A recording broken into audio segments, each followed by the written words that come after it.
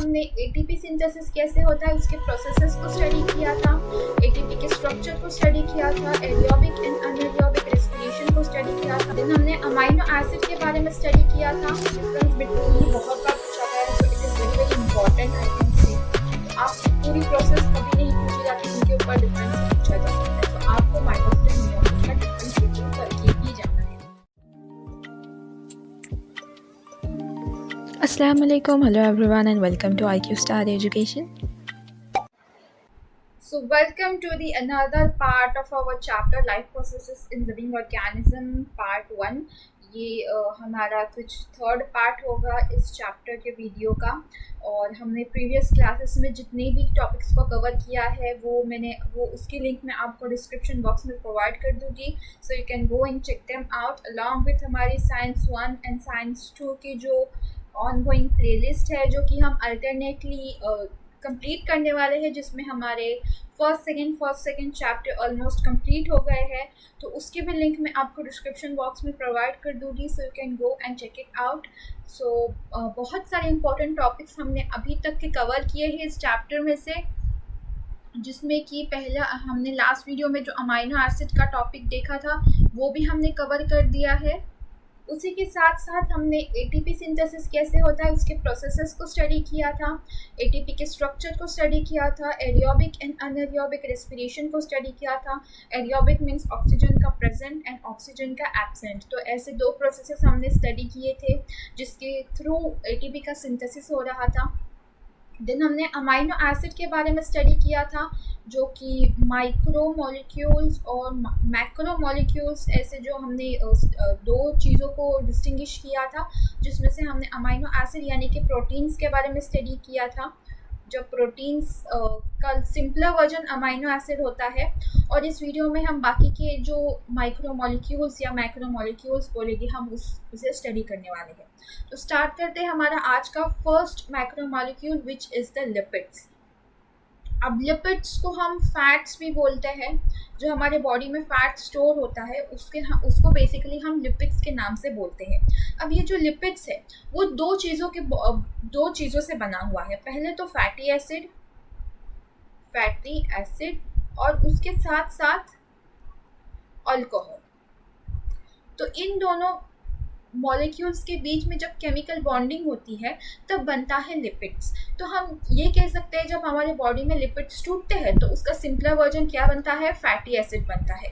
जैसे कि प्रोटीन का सिंपलर वर्जन क्या था, प्रोटीन का सिंपलर वर्जन था अमाइनो एसिड, वैसे ही लिपिड्स का सिंपलर वर्जन है फैटी एसिड्स। तो जब लिपिड्स टूटेंगे तो फैटी एसिड्स और अल्कोहल में कन्वर्ट होंगे। सो बेसिकली हमें इससे ये पता चलता है जो हमारे लिपिड्स है बॉडी में के वो दो चीज़ों से बॉन्डिंग के से बने हैं, which is fatty acids and the alcohol. अब जो ये इसके बहुत सारे एग्जाम्पल्स भी आते हैं, which is one of the example is that जो हमारे नर्व सेल या न्यूरॉन बोलते हैं हम, जो कि हमारे ब्रेन में प्रेजेंट होते हैं, तो उन सेल्स में जो एक माइलिन शीथ नाम करके एक चीज़ होती है, वो माइलिन शीथ भी लिपिड से बनी होती है। ये माइलिन शीथ जो एक्सॉन के ऊपर आपको दिख रही है, इसका स्ट्रक्चर आपको नहीं याद रखना है, बस आपको इसका एग्जाम्पल याद रखना है। लिपिड का एक एग्जाम्पल मैं बता रही हूँ आपको। जो नर्व सेल होते हैं हमारे ब्रेन के अंदर, तो उन नर्व सेल में एक माइलिन शीथ प्रेजेंट होती है, वो माइलिन शीथ लिपिड्स की फॉर्म होती है। और एक एग्जाम्पल है जो कि हमारे सेल का है। आपको पता है हमारे बॉडी किससे बनी होती है, तो सेल से बनी होती है। दो टाइप के सेल आते हैं, plant cell and animal cell. Plant cell and animal cell, तो इन दोनों में भी क्या होता है, प्लाज्मा मेम्ब्रेन प्रेजेंट होती है, और ये हुआ उस प्लाज्मा मेम्ब्रेन का स्ट्रक्चर। हम प्लाज्मा मेम्ब्रेन को अगर हम जूम करके देखेंगे कुछ इस तरीके से हमें दिखेगा, this is the plasma membrane. And इस प्लाज्मा मेम्ब्रेन को हम बोलते हैं लिपिड बाइलेयर। लिपिड की बनी हुई दो लेयर से बना होता है। ये फर्स्ट लेयर बन गई हमारी ऊपर की, और ये नीचे की है वो हमारी सेकंड लेयर है। तो आप देख सकते हैं ये कैसे बनी है, तो ये एक सर्कुलर चीज़ बनी है और उसके ऐसे दो स्ट्रैंड बने हुए हैं। सेम विथ बाकी के सभी स्ट्रक्चर भी ऐसे ही बने होंगे, और उसमें ऐसे कुछ स्ट्रक्चर आपको दिखेगा। ये जो स्ट्रक्चर है वो प्रोटीन का है, प्रोटीन हो गया, अमाइनो एसिड हो गए, तो वो ऐसे बीच बीच में स्ट्रक्चर है। और ये जो आपको सर्कुलर चीज़ और उसके दो स्ट्रैंड दिख रहे हैं वो लिपिड के बने हुए हैं। तो हम इसीलिए प्लाज्मा मेम्ब्रेन को बोलते हैं that it is made up of lipid bilayer. Lipid bilayer, 2 layer की बनी हुई प्लाज्मा मेम्ब्रेन होती है, फैटी एसिड्स की बनी हुई होती है, इसे फॉस्फोलिपिड की बाइलेयर भी बोलते हैं। तो ये एक और एग्जांपल हो गया हमारे लिपिड्स का। अलॉन्ग विथ हमारे बॉडी में जो हार्मोन्स होते हैं, हमारे बॉडी में हार्मोन्स हो गए, जैसे कि प्रोजेस्टेरॉन हो गया या ईस्ट्रोजन हो गया, टेस्टोस्टेरॉन हो गया, ये सब हार्मोन्स हैं। ये हार्मोन्स हमारे बॉडी में बहुत सारे अलग अलग फंक्शंस परफॉर्म करते हैं। तो ये जो हार्मोन्स हो गए, ये हार्मोन्स भी कैसे होते हैं, ये फैटी एसिड्स के बने हुए होते हैं। सभी हार्मोन्स फैटी एसिड्स के नहीं बने हुए होते हैं। बेसिकली हार्मोन्स प्रोटीनियस नेचर के भी होते हैं, बट कुछ ऐसे हार्मोन्स हैं जो कि फैटी एसिड से बने हुए हैं। उनमें से ये एग्जाम्पल है प्रोजेस्टेरॉन, ईस्ट्रोजन, टेस्टोस्टेरॉन। तो ऐसे कुछ हार्मोन्स हैं जो कि लिपिड से बने हुए होते हैं, फैटी एसिड से बने हुए होते हैं। आपको और एक बात याद रखनी है that 1 gram of protein gives us 9 kilo calories of energy.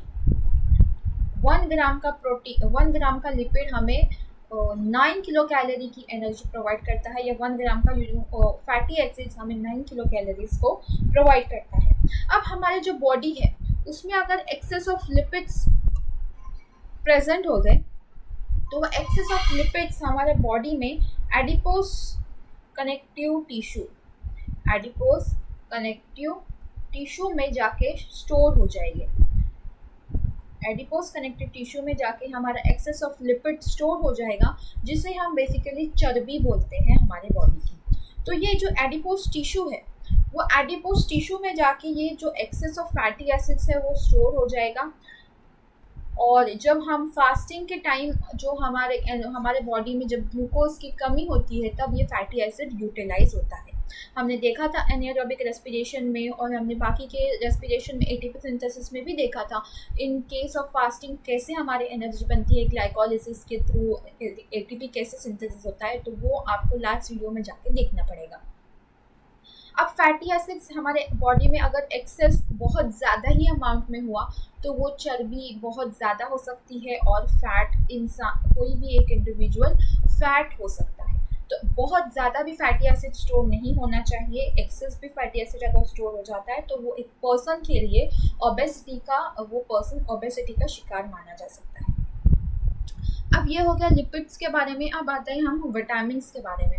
अब आपने विटामिन अपने लाइफ में कभी ना कभी सुना ही होगा। Vitamin are very essentials for our body, और बेसिकली हमारे बॉडी में 6 टाइप के विटामिन होते हैं, A, B, C, D, E and K. 1 2 3 4 5 6 ऐसे 6 है, जिसमें से हम नहीं, let me just erase.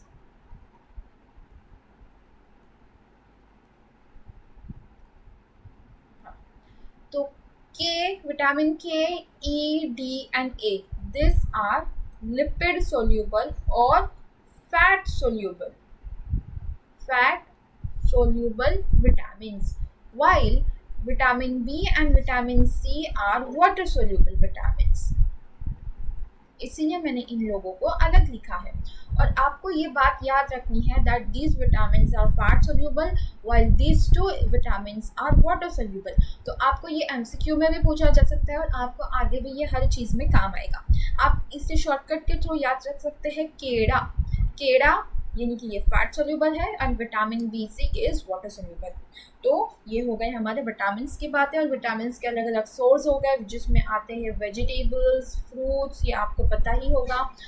Vitamin B के अलग अलग वेरिएंट्स भी है, जैसे कि vitamin B12, B16, B6, B7। तो ऐसे अलग अलग विटामिन है बी में ही अलग अलग फॉर्म में। तो ये अलग अलग सोर्सेज से प्रोवाइड होते हैं, जैसे कि वेजिटेबल्स हो गए या फ्रूट्स हो गए। अब नेक्स्ट हमारा चीज़ है वो है वाटर। अब हमारे बॉडी जो है वो 70% ऑफ द वाटर से ही बनी हुई है। हमारा जो ब्लड लेंगे उसमें ब्लड में भी हमारा 90% वाटर ही है, और बाकी के जो 10% है वो अलग अलग कंपोनेंट्स हैं, जैसे कि विटामिन हो गए, हार्मोन्स हो गए, या एंजाइम्स हो गए, तो ऐसे सब चीज़ें जो है, सेल्स हो गए, आरबीसीज वगैरह, तो वो सब 10% में आते हैं। बाकी के 90% हमारे ब्लड क्या है, वो वाटर ही है। अब अगर एक्सेस ऑफ डिहाइड्रेशन हो गया, excess of loss of water हो गया हमारे बॉडी में से, तो वो डिहाइड्रेशन हो सकता है, और डिहाइड्रेशन की वजह से बहुत सारी डिसीजेस और बहुत सारी चीज़ें भी हो सकती हैं। तो इसके एकदम डिटेल में नहीं जाएंगे, हम बेसिक ही चीज़ें पढ़ेंगे। अब आते हैं हमारे फाइबर्स के बारे में। अभी ये जो हमारे बॉडी में फाइबर्स होते हैं, वो हमारे बॉडी में डाइजेस्ट नहीं हो पाती। तो फाइबर्स का क्या काम है? Dietary fibres is a type of plant based carbohydrate that the body cannot digest, passing through the system relatively intact to aid digestion, may manage blood sugar and promote gut health. So basically fibres क्या करते हैं, जो हमारा digestion है वो अच्छे से करने के लिए वो यूज़ होते हैं। हमारे बॉडी में सेल्यूलोज जो है वो डाइजेस्ट नहीं होता, जो कि फाइबर्स से आता है, बट ये हमारे गट हेल्थ, हमारे डाइजेशन को अच्छा करते हैं। फाइबर्स के थ्रू ही हमारे जो डाइजेस्टिव सिस्टम है वो अच्छे से चल पाते हैं। अगर हम फाइबर्स को इंटेक नहीं करेंगे तो हमारा डाइजेस्टिव सिस्टम अच्छे से नहीं चल पाएगा। So fibres are really essential for our digestive system to work properly. Next one is the cell division, जो कि हमारा बहुत ही ज़्यादा इम्पॉर्टेंट टॉपिक है, और वी कैन से यहाँ से क्वेश्चंस बहुत बार पूछे गए हैं। सो सेल डिवीजन बेसिकली है क्या?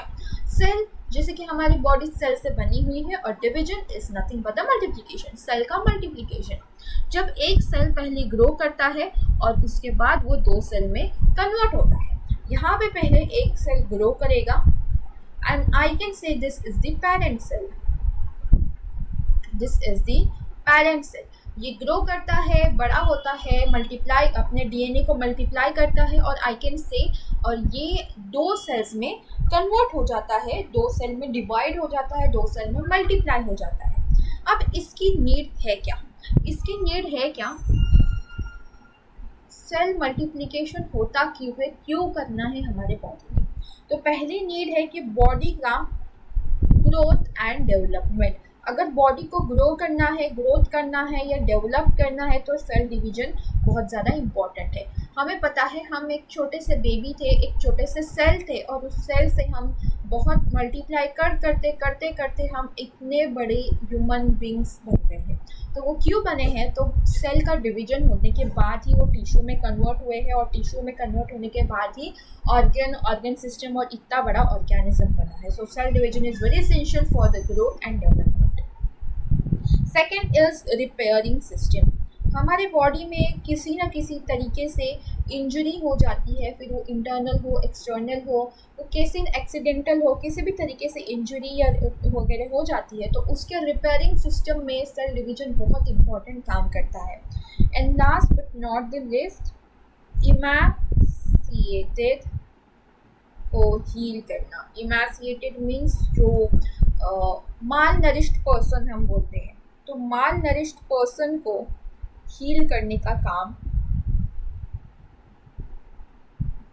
कौन करता है? तो सेल डिवीजन के थ्रू होता है। So first is bodies growth and development, ये मेन फंक्शन है। देन रिपेयरिंग एंड इमैसिएटेड पर्सन को हील करने का काम हमारा सेल डिवीजन करता है। अब ये तो हमने देख लिया। अब basically there are 2 types of cell division. पहला सेल डिवीजन है mitosis, and second cell division is meiosis as here are written। ठीक है, तो माइटोसिस एंड मियोसिस, उसका हम डिफरेंस देखने ही वाले हैं। पहले हम देख लेते हैं कि माइटोसिस और मियोसिस होता कैसे है। पेरेंट सेल है, जैसे कि मैंने बताया, एक सेल होता है पेरेंट सेल, उसका डीएनए पहले रेप्लिकेट होता है, इसमें जो डीएनए है वो डबल हो जाता है, यहाँ पे भी डीएनए रेप्लिकेट हुआ, और माइटोसिस से हमें 2 डॉटर सेल मिल गए, दैट इज सिंपल। लेकिन मियोसिस से पहले हमें 2 डॉटर सेल मिले, और उन 2 डॉटर सेल को वापस 2 डॉटर सेल में कन्वर्ट करके हमें यहाँ पे 4 डॉटर सेल्स मिल गए। सो मियोसिस में क्या हुआ, हमें 4 डॉटर सेल मिले, एंड माइटोसिस में हमें 2 ही डॉटर सेल मिले। बट इसमें का जो डीएनए का कंटेंट है, we can say it is equal. जो पेरेंट सेल में था उतना ही डॉटर सेल में है, बट यहाँ पे पेरेंट सेल में जितना था उसके हाफ है यहाँ पे डॉटर सेल में। यहाँ पे क्या हो रहा है, जो क्रोमोसोम नंबर है डीएनए का जेनेटिक मटेरियल है, वो जेनेटिक मटेरियल यहाँ पे रिड्यूस हो रहा है, इसीलिए हम मियोसिस को रिडक्शनल डिवीजन भी बोलते हैं। This is the phases of this cell, जिसमें यहाँ पे पहले गैप वन फेज आता है। किसी भी सेल में इतने सारे फेजेस होते हैं, जिसमें से पहले होता है gap one phase, then synthesis phase and G2 phase. ये इन्हें बोलते हैं इंटरफेज। तो इंटरफेज में तीन फेजेस आते हैं, G1, S and G2। S phase में बेसिकली क्या होता है, हमारा डीएनए रेप्लिकेट करता है, तैयारी करता है सेल डिवीजन की। And last phase M phase, जिसे हम माइटोटिक या मियोटिक फेज भी बोलते हैं। और इस M फेज में अलग अलग फेजेस आते हैं, जैसे कि prophase, metaphase, anaphase, telophase and cytokinesis. ये हम नेक्स्ट वीडियो में एकदम डिटेल में पढ़ने वाले हैं, बट इस वीडियो में मैं आपको बेसिक से चीजें बता रही हूँ। माइटोसिस या मियोसिस जो प्रोसेस हम बोलते हैं, जिसमें सेल डिवीजन होता है, उसमें बेसिकली दो फेजेस आते हैं। First is karyokinesis and then is the cytokinesis. Karyo means nucleus and kinesis means division. तो कैरियो मतलब न्यूक्लियस का डिवीजन एंड देन साइटोकाइनेसिस मतलब साइटोप्लाज्म का डिवीजन। पहले न्यूक्लियस का डिवीजन होता है एंड देन फिर साइटोप्लाज्म का डिवीजन होता है। अब कैरियोकाइनेसिस में prophase, metaphase, anaphase and telophase, ऐसे चार फेजेस आते हैं एंड लास्ट में साइटोकाइनेसिस। आपको ऐसे देखने में हार्ड लग रहा होगा, लेकिन आपको एक बार अच्छे से रिवाइज हो गया, आपको एक बार याद हो गया, तो देन आप भूलोगे नहीं और ये आपको आगे हर जगह पे काम होने वाला है। ठीक है, सो ये बात हो गई हमारे सेल के फेजेस के बारे में। अब हम मेन डिफरेंस कर लेते हैं, चीजें भी आपको क्लियर हो जाएगी, सो दैट हम नेक्स्ट वीडियो से इनकी पूरी प्रोसेसेस को स्टडी करेंगे। तो माइटोसिस में हम देखें तो ये सोमैटिक सेल्स में होता है और मियोसिस होता है जर्म सेल्स। अब somatic cells and germ cells में, सोमैटिक सेल्स मतलब हमारे बॉडी के सेल्स और जर्म सेल्स मतलब कि हमारे गैमेट्स। अब गैमेट्स मतलब कि स्पर्म एंड एग, जिससे रिप्रोडक्शन होता है। तो इन सेल्स में होते हैं मियोसिस का प्रोसेस और माइटोसिस होता है हमारे बॉडी सेल्स। अब इसमें न्यूक्लियस एक ही बार डिवाइड होता है, बट मियोसिस में दो बार डिवाइड होता है, जैसे कि हमने पीछे के स्लाइड में स्टडी किया था। It is divided into prophase, metaphase, anaphase and telophase. But meiosis में भी सेम फेजेस है, बट उनके दो फेज होते हैं, यानी कि मियोसिस 1 एंड मियोसिस 2। अब मियोसिस 1 में prophase 1, metaphase 1, anaphase 1, telophase 1, and then meiosis 2 में prophase 2, metaphase 2, anaphase 2 and telophase 2। ऐसे दो टाइप के फेजेस हैं और उन्हें 1 to 1 2 ऐसे नंबर दिया हुआ है। यहाँ पे जो डॉटर सेल हो गए वो डिप्लॉइड हो गए, यानी कि सेम नंबर ऑफ क्रोमोसोम हो गए, बट मियोसिस में हैप्लॉइड हो गए। ये डिप्लॉइड एंड हैप्लॉइड क्या है वो मैं आपको बताती हूँ। डिप्लॉइड हमारे ह्यूमन बींग्स में टोटल कितने पेयर्स है, 23 पेयर्स ऑफ क्रोमोसोम है, 46 क्रोमोसोम है, वो मैं आपको आगे बताती हूँ, यहाँ पे आपको कंफ्यूजन हो जाएगा। बट आपको याद रखना है कि यहाँ पे माइटोसिस में जितना पेरेंट के पास है उतना ही डॉटर के पास रहेगा, एंड मियोसिस में बट यहाँ पे हाफ हो रहा है। यहाँ पे क्रॉसिंग ओवर नहीं हो रही, बट यहाँ पे क्रॉसिंग ओवर हो रही है। Crossing over is basically exchange of genetic material यहाँ पे हो रहा है। मियोसिस में जेनेटिक मटेरियल का एक्सचेंज इसलिए होता है क्योंकि यहाँ पे जेनेटिक डाइवर्सिटी देखने मिलती है, यहाँ पे डाइवर्सिटी देखने मिलती है, and because of crossing over only. But mitosis में जेनेटिक डाइवर्सिटी नहीं देखने मिलती, बिकॉज यहाँ पे क्रॉसिंग ओवर नहीं होता। ये नॉर्मल सेल्स का नंबर इंक्रीज करता है, यहाँ पे एग और स्पर्म सेल्स प्रोड्यूस होते हैं। ये हीलिंग और ग्रोथ में हेल्प करता है, but it is involve in the genetic variation. 2 cells are produce, यहाँ पे 4 cells आर प्रोड्यूस, जैसे कि हमने पीछे डिस्कस किया। And mall functioning in this mitosis can result in the cancer. अगर इसमें माल फंक्शनिंग हो गई, ये अच्छे से नहीं हो गया माइटोसिस, तो यहाँ पे क्या हो सकता है, एक्यूमुलेशन ऑफ सेल्स हो सकते हैं, जिसकी वजह से कैंसर हो सकता है। बट यहाँ पे अगर मियोसिस में माल फंक्शनिंग हो गई तो जेनेटिक डिसऑर्डर्स हो सकते हैं। स्पर्म और एग में अगर माल फंक्शनिंग हो गई, नंबर ऑफ क्रोमोसोम इधर आगे पीछे हो गए, तो जेनेटिक डिसऑर्डर्स हो गए, जैसे कि डाउन सिंड्रोम हो गया, क्लाइनफेल्टर सिंड्रोम हो गया, टर्नर सिंड्रोम हो गया। ये सब आपको याद नहीं रखना है, बट आपको सिर्फ इतना याद रखना है कि माइटोसिस और मियोसिस का डिफरेंस क्या है। बेसिक चीजें जो मैंने आपको ये पॉइंट्स में बताई, बिकॉज इसके ऊपर डिफरेंस बिटवीन ही बहुत बार पूछा गया है, so it is very very important I can से। तो आपको पूरी प्रोसेस कभी नहीं पूछी जाती, इनके ऊपर डिफरेंस ही पूछा जा सकता है। तो आपको माइटोसिस एंड मियोसिस का डिफरेंस बिटवीन करके ही जाना है। देन आते हैं हम थोड़ी सी बेसिक इन्फॉर्मेशन पे। अब बेसिक इन्फॉर्मेशन में क्या आती है, हम माइटोसिस के यहाँ पे बात कर रहे हैं। माइटोसिस की यहाँ पे ही बात करेंगे बिकॉज मियोसिस थोड़ा कॉम्प्लेक्स है और उससे मैं आपको आगे के वीडियो में एकदम सिंपल वर्जन में बताऊंगी। बिकॉज मियोसिस की प्रोसेस पेपर में नहीं पूछी जाती, सिर्फ माइटोसिस की प्रोसेस ही पूछी जाती है। But still we will do the meiosis because आगे आपको एमसीक्यू में वगैरह भी पूछे जा सकता है। तो क्रोमोसोम नंबर, हमें पता है क्रोमोसोम कैसा दिखता है। We all know how chromosome looks. DNA में भी हमने देखा था, DNA is a double helix structure. ऐसे डबल हेलिक्स स्ट्रक्चर होता है डीएनए का, हमने स्टडी किया था प्रोटीन सिंथेसिस के टाइम पे। अब ये लपेटा जाता है ऐसे, ये हो गया हमारा डीएनए का स्ट्रक्चर। ये ऐसे डबल हेलिक्स स्ट्रक्चर क्या होता है, एक हिस्टोन प्रोटीन नाम होता है। ये हिस्टोन प्रोटीन के अराउंड वो रैप होता है। अब ये और हिस्टोन प्रोटीन रैप हो के हमें यहाँ पे क्रोमोसोम मिलेंगे। This is the chromatin, more condense form of DNA. और क्रोमैटिन का बनता है क्रोमोसोम। कुछ इस तरीके से दिखेगा आपको क्रोमोसोम। तो यहाँ पे है उसका centromere. Centromere is nothing but the centre part of the chromosome. और हमें क्रोमोसोम कुछ इस तरीके से देखने मिलेगा। ये है हमारा पूरा क्रोमोसोम। अब ह्यूमन बींग्स में, अब अलग अलग ऑर्गेनिज्म में क्रोमोसोम का नंबर डिफरेंट होता है, बट ह्यूमन बींग्स में 46 क्रोमोसोम होते हैं। ये हो गया हमारा एक क्रोमोसोम, ये हो गया हमारा दूसरा क्रोमोसोम, ये हो गया तीसरा क्रोमोसोम। ऐसे 46 नंबर ऑफ क्रोमोसोम प्रेजेंट होते हैं ह्यूमन बॉडी। और अगर हम पेयर्स की बात करें, so this is 1 pair, this is 2 pair. तो ऐसे टोटल 23 पेयर्स है हमारे ह्यूमन बीइंग के बॉडी में। अब हम जब गैमेट्स की बात करते हैं, गैमेट्स मीन्स जर्म सेल्स। अब germ cells means egg and sperm, जो कि हमारे सेक्सुअल रिप्रोडक्शन में यूज होते हैं। अब इनमें होते हैं n number of chromosome. n means they are haploid. Haploid means half number of chromosome, यानी कि 23 क्रोमोसोम प्रेजेंट होते हैं, ना कि 46। सिंगल बात कर रही हूँ, सिंगल क्रोमोसोम की बात करेंगे तो ऐसे 23 क्रोमोसोम्स प्रेजेंट होते हैं इन जर्म सेल्स। और ये 23 और ये 23 एग में, ये है स्पर्म में, ये दोनों मिलेंगे तो बनेंगे 46 क्रोमोसोम।